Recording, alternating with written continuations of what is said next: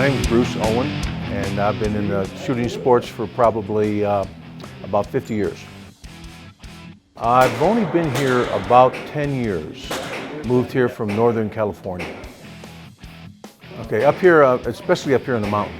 As you know, you're shooting this from the hub, and we have an indoor range. You hear the noise in the background. So that's indoor shooting. Of course, I think this is the only range up here. There's also outdoor shooting. There's different clubs up here. So I learned this over the years being here, how many shooters there actually are up here. There's Western shooters, and there's practical shooters. There's skeet and trap on the mountain up here. There's long range shooters. There's all the different disciplines. Plus, a lot of the people that shoot here also go down to the valley to shoot. They just live up here because the weather's nice and the countryside is beautiful up here. I like to shoot in like a practical. I happen to be one of the instructors too. So I like to shoot more of a practical defensive shooting. There's a practical shooting club that meets outside shooting up here a couple times a month. And then we also have a practical league that shoots inside here 3 times a month. So I'm more into that practical shooting. I don't do too much with shotgun anymore. I don't get out to hunt as much as I did. I like to fish, of course, but shooting sports, probably most of it now would be teaching and helping people in defensive shooting.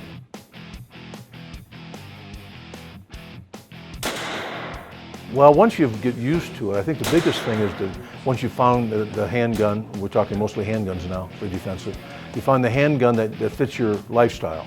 It's something you might want to carry. It's something you might just want to target shoot with. Well, once you've picked that, it's good to practice a little bit at first, especially probably weekly, at least once a week, until you start to get familiar with it. Then after that, I would say it's not quite like riding a bike, but you probably still should shoot once or twice a month if you want to stay on top. If you can't, because you're going someplace, then maybe every 2 months.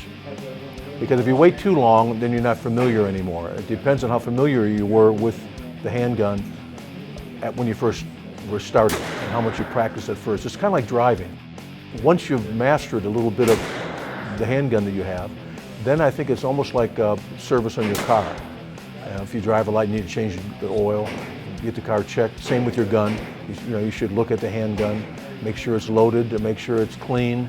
There's no extra dirt and lint or things stuck in it from your pocket. Make sure it's operational, and that way it's perfectly safe.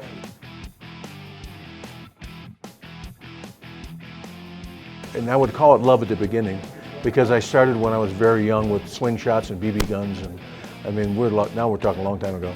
But as I got into firearms, I liked the different types of firearms, and I've always been into hunting, a lot heavier in the old days than it is now.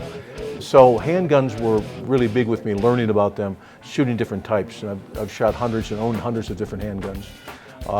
But now I think the love is different. I don't love guns per se for the firearm. I'm more of a defensive person, and I more love guns for what they protect. And I think the older we get, we start to really be happy with life, and we value it a lot. And so right now there's a certain amount of comfort level, knowing that you have a firearm in the house, as long as it's safely in the house, or you have it with you. We're in a gun shop, so we carry a gun here. Or if you decide to carry it out in public in a concealed position, you get comfortable with it, and it's second nature. And there's a certain amount of, it makes you feel relaxed. You don't feel under pressure. I think the love affair with them has now changed more to a mutual respect, and I consider that they help my life. We have a new class, and this would be perfect for your wife to test, and you could talk about it later if you like it. And I do a basic 101 class, okay? And all it is takes people that haven't shot before and makes them comfortable with a handgun. It takes about an hour and a half, and we end up shooting a 22, and we actually end up shooting a 38, both of which a lot of people are afraid to even touch at the beginning. I probably remember when I grew up, of course you're really aging me, but you could buy a Whammo slingshot for like $1.25. It was a little wooden slingshot, and you'd buy it, and you'd buy a little pack of BBs for a nickel. That's a while ago. Anyway, it came with a little piece of wire that would go over the top of the slingshot and allow you to shoot an arrow. And so I thought I would shoot a pheasant with an arrow. And I used to go out to these fields on the weekends and stuff like that. And with my brother, we always went out looking for snakes. You know, we'd catch snakes and let them go, and I always wanted to shoot a pheasant. So I must have tried about 100 times and never got anywhere near a pheasant. And then one day, I hit a pheasant with a slingshot. So, and then we had to eat it, of course, because I grew up, you had to eat anything that you shot. It wasn't a matter of shooting something and leaving it. I didn't know how to clean it or anything, and ended up having to have some help. And then it was sad having to kill the pheasant. But it's something you grew up, you know, because that's food, and that's a chain, I guess.